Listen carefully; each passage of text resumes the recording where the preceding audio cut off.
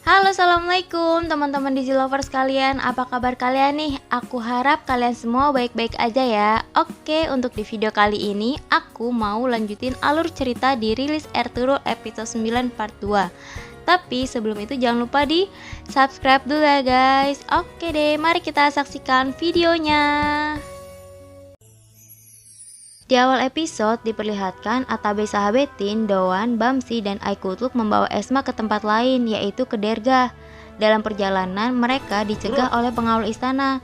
Pengawal itu pun meminta kepada Doan dan Bamsi untuk memeriksa barang bawaan mereka yang di dalamnya adalah Esma. Lalu sebelum para pengawal itu memeriksa barang bawaan mereka, mereka pun langsung menyerang para pengawal itu. Dalam penyerangan, Aikutluk pun menjadi seorang suhada karena tersayat pedang tepat di lehernya. Tapi Doan, Bamsi, Atabe, dan teman-teman Aikutluk berhasil melawan para pengawal itu. Karena tak cukup waktu untuk melarikan diri, Bamsi, Doan, dan Atabe dengan membawa Esma, mereka meninggalkan Aikutluk bersama dengan teman-temannya. Lalu di istana, Ertugrul dibantu dengan pengawal orang kepercayaan Aikutluk sedang berusaha untuk melarikan diri dari penjara istana. Ketika hendak keluar dari penjara, pengawal itu mendengar suara langkah kaki dari kejauhan. Pengawal itu pun menyuruh Ertugrul bersembunyi, lalu ia menjaga pintu penjara. Ternyata yang datang ialah Nasser bersama dengan pengawalnya. Pengawal itu pun membuka pintu untuk Nasser. Saat Nasser sudah masuk ke dalam, ia dan Ertugrul pun melarikan diri. Nasser sangat marah saat melihat Ertugrul tidak berada di dalam penjara. Ia pun memerintahkan para pengawalnya dan berkata, "Jangan sampai ia keluar dari sini atau kubunuh kalian semua, mengerti? Pergilah." Para pengawal itu pun segera memenuhi permintaan Nasser. Ketika Ertugrul bersama pengawalnya sedang berlari, lalu tiba-tiba sang pengawal itu berhenti dan berkata pada Ertugrul, "Saya hanya bisa bantu sampai sini, ikuti lorong itu, Anda akan sampai ke ruangan Nasser. Anda melakukan tugas yang sangat berbahaya, semoga Allah menolong Anda." Dan Ertugrul pun juga berkata, "Seperti yang Aikutluk bilang, kau adalah seorang pria pemberani." Lalu mereka pun akhirnya berpisah. Ertugrul akhirnya berhasil masuk ke ruangan Nasser. Tak lama terdengar suara Nasser dari luar. Ertugrul pun segera bersembunyi. Nasser masuk ke ruangannya dengan begitu marah. Lalu Ertugrul menghampirinya dari belakang dengan menaruh pedangnya di leher Nasser. Lalu ia berkata dengan nada menyindir, "Apa aku telah membuatmu begitu marah?" Lalu Nasser bertanya pada Ertugrul dengan marah, "Ertugrul, apa yang kau inginkan?" Lalu Ertugrul menjawabnya, "Katakan pada semua orang di Aleppo siapa kau sebenarnya." Nasser, ia lebih memilih Ertugrul untuk membunuhnya daripada memberitahu siapa ia sebenarnya. Dan ia berkata, "Bunuh saja aku karena lidahku sudah terkunci." Lalu Ertugrul pun berkata, "Apa kamu juga akan menelan racun sehingga mulutmu berbusa?" "Aku rasa tidak, Nasser. Kamu cuma seorang pengecut. Lihat tampangmu sekarang, pucat sekali seperti kain kafan." Tidak mau kalah, Nasser pun menjawabnya, "Kamu tidak lihat kekuatan yang ada di depanmu, Ertugrul. Akan kuhancurkan kau bersama sukumu yang menyedihkan itu. Aku sama sekali tidak takut mati di tanganmu." Lalu Ertugrul juga berkata, "Sekarang aku mencium bau busuk kekejianmu. Percayalah, sejak pertama kali aku melihatmu, aku sudah tahu kau bukanlah orang yang bisa dipercaya. Kau cuma seperti anjing kura pembawa penyakit, Nasser. Bagiku, membunuhmu itu sama sekali bukan masalah untukku. Sangat mudah untuk dilakukan." Tidak gentar dengan apa yang dikatakan Ertugrul, Nasser pun berkata, "Jika kau berani melukai sehelai rambutku saja, maka kamu akan lihat sendiri apa yang akan menimpa Putri Halimeh." Mendengar nama Halimeh disebut oleh Nasser membuat Ertugrul marah. Lalu Nasser berkata lagi, "Kami tahu semuanya, jika terjadi sesuatu padaku, Tuan Putri Halimeh, adiknya, dan Turgut akan segera mati. Aku sudah mengantisipasinya, Ertugrul." Ertugrul yang mendengar ancaman Nasser, akhirnya ia pun sedikit goyah, lalu merasa menang. Nasser berkata padanya, "Apa yang terjadi, Ertugrul? Sekarang kau tidak berani membunuhku. Ayo bunuh aku." Lalu Ertugrul dengan tegas berkata, "Aku akan membongkar kelakuanmu satu persatu. Setelah itu aku berjanji akan membunuhmu dengan tanganku sendiri, Nasser." Setelah Ertugrul mengatakan itu, Nasser pun memanggil pengawalnya. Ertugrul mendorong Nasser hingga tidak sadarkan diri dan berhasil melawan para pengawal itu dan melarikan diri. Ketika ia sedang melarikan diri, ia bertemu dengan Layla. Layla yang dari awal sudah memiliki ketertarikan pada Ertugrul, ia pun berusaha menolong Ertugrul.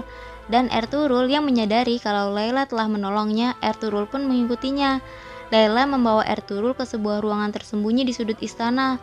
Ertugrul pun akhirnya bertanya pada Layla, "Siapa kau?" Layla pun menjawabnya, "Aku keponakan dari pria yang telah kau selamatkan, Atabey Sahabetin. Hanya pamanku yang bisa menyelamatkan negeri dan rakyat kami, itulah sebabnya aku menolongmu. Teman pamanku adalah temanku juga. Bermalamlah di sini, aku akan membawamu keluar kalau kondisinya sudah aman." Lalu ia pun meninggalkan Ertugrul seorang diri di ruangan itu. Dan di istana pasukan Templar, Afsin Bey secara diam-diam masuk ke dalam kamar Isadora, yang mana Ygit juga berada di sana. Ia pun membangunkan Ygit secara perlahan. Setelah Ygit bangun, ia membawa Ygit keluar dari ruangan itu dan berkata, "Ygit, dengarkan baik-baik. Kamu harus berhati-hati, oke?" Lalu Isadora yang ternyata belum tertidur dan mengetahui kedatangan Afsin Bey, ia pun bangun dan menguping pembicaraan mereka. "Kau mengerti apa yang aku katakan? Kamu harus mengambil kunci dari Markus, kita harus mengurus semuanya, oke?" Dengan tersenyum, Ygit pun menyetujui permintaan Afsin Bey. Keesokan paginya, Isadora datang menghampiri Turgut yang sedang diikat di tengah halaman kastil, dan Isadora berkata, "Kau pria yang sangat kuat, itu sudah jelas. Meskipun menjalani siksaan yang keras, tapi kamu tidak menyerah. Kamu tidak banyak bicara, tapi aku menemukan sesuatu yang menarik darimu. Aikis, nama yang selalu kau ucapkan ketika kamu disiksa. Apa dia kekasihmu?" Ketika tidak mendapatkan jawaban dari Turgut, Isadora pun beranjak untuk meninggalkan Turgut, tapi tiba-tiba Turgut bertanya padanya, "Apa yang kau inginkan dariku tentang pembunuh ayahmu?" Lalu Isadora menjawabnya, "Aku tidak bisa masuk ke penjara, tapi ada seseorang bernama Giovanni, aku kenal dia." Lalu Turgut berkata padanya, "Di dalam sana cuma ada seorang muslim bernama Omar." Lalu Isadora melanjutkan pertanyaannya, "Aku mau kamu tanyakan satu hal padanya, apa dia tahu gadis bernama Isadora? Jika kamu bisa memberitahuku jawabannya, aku akan melakukan apa saja untuk membebaskanmu." Lalu Turgut yang tertarik dengan tawaran Isadora, ia bertanya, "Bagaimana aku memberikan jawabannya kepadamu?" Dan Isadora menjawabnya, "Pangeran Ygit bisa membantu kita." Sedangkan di sisi Sulaimansyah, ia bersama dengan Kurdolu, Deli Demir, dan lainnya pergi menuju Aleppo. Tempat pertama yang mereka datangi ialah Derga. Doan dan Bamsi yang sudah berada di Derga tampak siaga mendengar suara di luar ruangan mereka. Tapi ternyata yang datang ialah Sulaimansyah, lalu mereka pun segera memberikan salam padanya. Lalu Sulaimansyah pun bertemu dengan Atabey Sahabetin. Sulaimansyah berkata, "Atabey, Doan, dan Bamsi telah memberitahu pada kami betapa besar usaha yang Anda lakukan untuk suku Kai. Mereka juga menceritakan masalah yang Anda alami. Jika Anda setuju, sebaiknya Anda pergi ke suatu tempat yang tidak diketahui siapapun. Kami ingin membawa Anda ke perkemahan kami, jangankan Templar. Bahkan jika 70 raja bersatu dan menyerang kami akan tetap melindungi Anda." Lalu Sahabetin menjawabnya, "Sulaimansyah, rencana Anda membuat saya tenang, akan tetapi saya takut akan membawa lebih masalah kepada Anda, sedangkan Anda di dalam masalah." Lalu Sulaimansyah pun menjawabnya, "Ketika masalah datang, mari kita hadapi dengan gagah berani, inilah suatu kehormatan." Lalu ia memerintahkan Rahman dan Ilyas untuk membawa pergi Atabey ke perkemahan tanpa menarik perhatian. Lalu di kastil pasukan Templar sedang ada acara rohani di sana. Ygit juga berada di sana, berdiri berdampingan dengan Markus. Ia pun berusaha untuk mengambil kunci yang diperintahkan Afsin Bey padanya. Lalu di istana, Layla pun datang kembali menemui Ertugrul dengan membawa baju ganti untuk Ertugrul. Setelah Ertugrul sudah berganti pakaian, ia pun keluar menemui Layla. Lalu di sisi lain istana, Emir Al-Aziz sedang berada di ruang utama bersama dengan Nasser. Ia terlihat sangat gelisah dan khawatir. Lalu ia bertanya pada Nasser, "Nasser, apa Esma sudah ditemukan?" Lalu Nasser pun menjawab, "Tuan, kemungkinan ia diculik oleh pasukan Templar yang bekerja sama dengan Sahabetin." Mendengar itu membuatnya lebih gelisah. Lalu ia yang belum mengetahui kalau Ertugrul melarikan diri, ia pun berdiri hendak menanyakan hal itu pada Ertugrul. Tapi baru saja ia keluar dari ruangan, ia melihat Sulaimansyah datang untuk menemuinya dengan muka yang sangat berwibawa. Sedangkan di sisi lain istana, Halimeh sedang bersama ayahnya di dalam kamar Layla. Lalu tak lama Layla masuk bersama dengan Ertugrul ke dalam ruangan itu.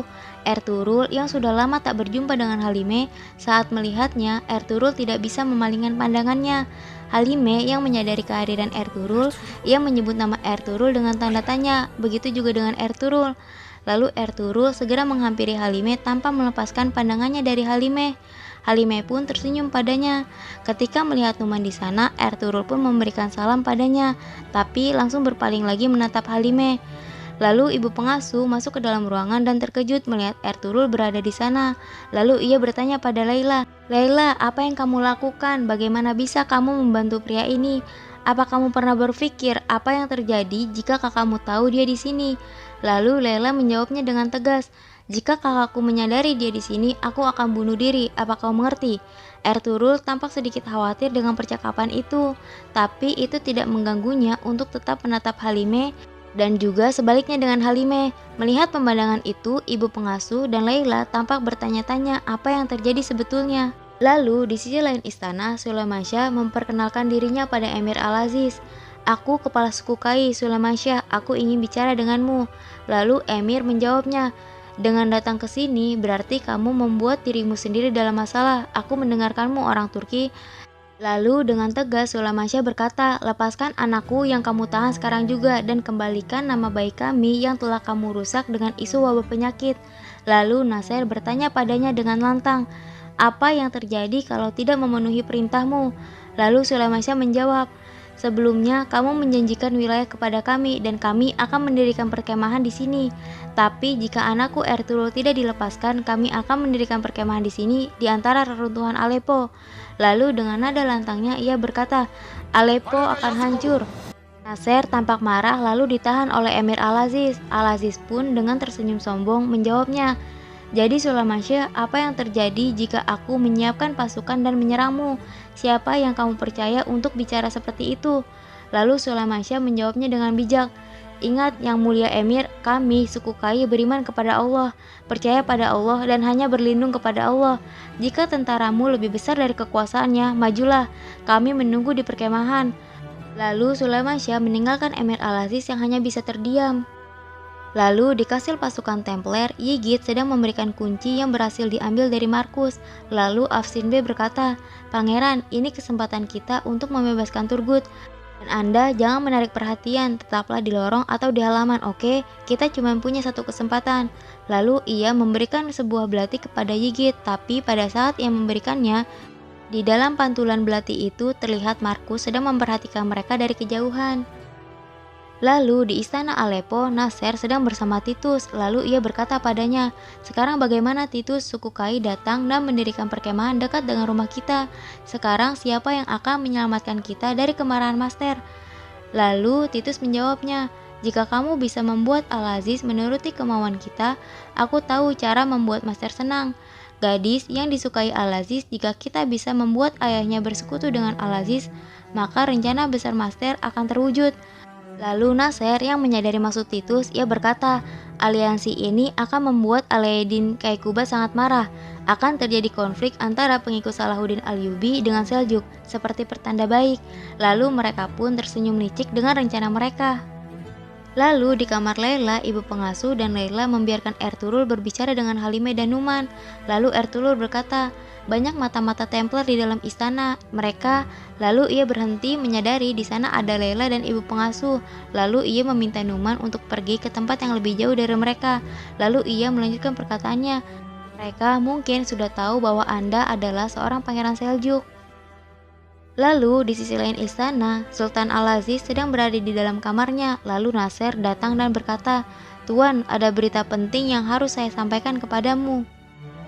Di kamar Laila, ketika Ertugrul sedang berbincang dengan Numan, seorang pengawal mengetuk kamar Laila. Ertugrul pun segera bersembunyi. Ketika ibu pengasuh membukanya, pengawal itu mengatakan bahwa Emir Al-Aziz ingin bertemu dengan Numan. Lalu Numan pun pergi untuk memenuhi permintaannya.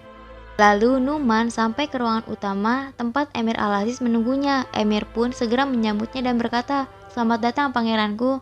Terima kasih pada mata-matanya Nasir. Aku tahu tentang anakmu Pangeran Ygritte yang ditahan di penjara Templars. Aku akan memberitahumu. Ini akan jadi singkat dan sederhana. Memerangi pasukan Templar bersama dengan seorang pangeran Seljuk di pihakku akan membuka banyak peluang.